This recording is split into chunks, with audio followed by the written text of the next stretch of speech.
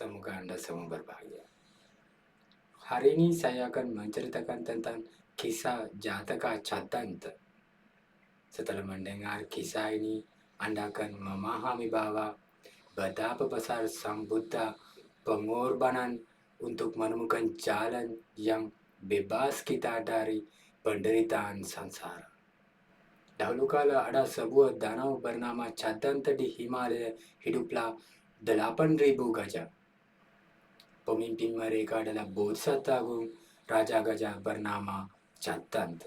Seluruh badannya adalah putih dan sepasang gadingnya memancarkan cahaya. Ia hidup dengan kedua istri Chula Subhadra dan Mahasubhadra. Suatu hari ketika Raja Gajah bermain di hutan, dia menabrak sebuah pohon sal. Pada saat itu sarang rayap jatuh menimpa Chula Subhadra dan bunga-bunga sal jatuh menimpa Mahasubhadra. Meskipun itu tidak disengaja, tetapi Chula Subhadra percaya Raja Gajah sangat suka kepada Mahasubhadra daripada dia. Karena itu sejak saat itu dia membenci kepada Raja Gajah. Kemudian Raja Gajah memberi bunga teratai paling indah kepada Mahasubhadra. Kebencian Chula Subhadra semakin bertambah kuat. Kemudian Chula Subhadra punya mendapat kesempatan untuk mempersembahkan dana kepada Pacceka Buddha, dan setelah selesai mempersembahkan dana, dia dekat seperti ini. Di kehidupan masa depan, semoga saya terlahir sebagai Ratu Raja Barnas. Semoga saya bisa membunuh Raja Gajah dan mendapat gadingnya. Kemudian dia tidak mengambil makanan karena kebencian dan dia meninggal dan terlahir sebagai Ratu Raja Barnas. Kehidupan itu dia punya kemampuan untuk ingat kehidupan lampau. Pada saat itu dia ingat kebencian dengan Raja Gajah. Dia mau membunuh Raja Gajah. Karena itu dia berpura-pura sakit keras dan mengirim pesan kepada Raja bahwa dirinya sangat menderita. Segera Raja datang untuk bertemunya. Wahai ratuku tercinta, mengapa Anda begitu sedih? Apa terjadi? Pada saat itu sang ratu berkata, "Sang raja, saya punya keinginan." Pada saat itu sang raja berkata, "Apa keinginan kamu?" Ke ujung utara di bawah pohon beringin besar hiduplah seekor Raja Gajah.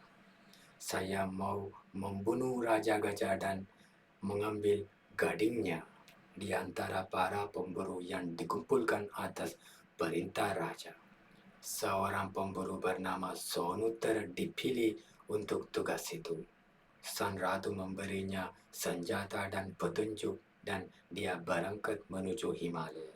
Setelah perjalanan keras selama 7 tahun, 7 bulan, 7 hari, akhirnya Sonutter tiba dekat Danau Cadanta.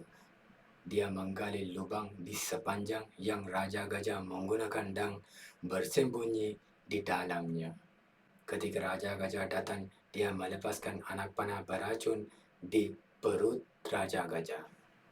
Dalam rasa sakit yang luar biasa, Raja Gajah lihat siapa yang menyerangnya dan dia lihat pemburu itu. Dia lihat pemburu itu mengenakan jubah. Rasa hormatnya terhadap jubah Raja Gajah tidak menyakitinya. Sambil memandang, Raja Gajah berkata kepada Sonutter dengan lembut, "Sahabatku, mengapa Anda memanah aku? Apakah karena keinginanmu sendiri atau keinginan orang lain?" Pada saat itu pemburu itu mengakui semuanya. Setelah mendengar itu Raja Gajah berkata, "Kebencianlah yang membuatnya ingin membunuhku. Bangkitlah pemburu, bawalah gergaji itu ke sini. Sebelum saya mati, potonglah kedua gadingku. Dan katakan kepada ratu, sesungguhnya Raja Gajah telah mati." Pemburu itu keluar dari lubang dan mulai menggergaji. Tetapi dia tidak lakukan itu sendirian. Pada saat itu, Raja Gajah berkata, "Sahabat, apakah Anda tidak bisa memotongnya? Baiklah, saya bisa membantu Anda. Berikan satu dung gergaji itu kepada saya." Pemburu itu lakukan seperti ini dan Raja Gajah mengambil satu dung gergaji itu dengan bala lainnya. Darah memenuhi mulut Raja Gajah, tetapi dia menahan rasa sakit dengan penuh kesabaran. Bersama-sama mereka, akhirnya mereka bisa memotong kedua gading. Setelah selesai itu Raja Gajah berkata, "Sahabat, saya mempersembahkan kedua gading ini bukan untuk menjadi Saka, Mara, atau Brahma. Saya hanya mau kebijaksanaan. Kebijaksanaan lebih berharga daripada gading-gading ini. Semoga pahala itu membantu saya untuk menjadi Buddha." Membawa kedua gading itu, Sonu kembali di Bernas dan bertemu Sang Ratu. Setelah lihat gading itu, Sang Ratu menyadari bahwa apa yang saya lakukan dosa besar. Saya membunuh suaminya karena kebencian, dipenuhi penyesalan dan kesedihan yang mendalam.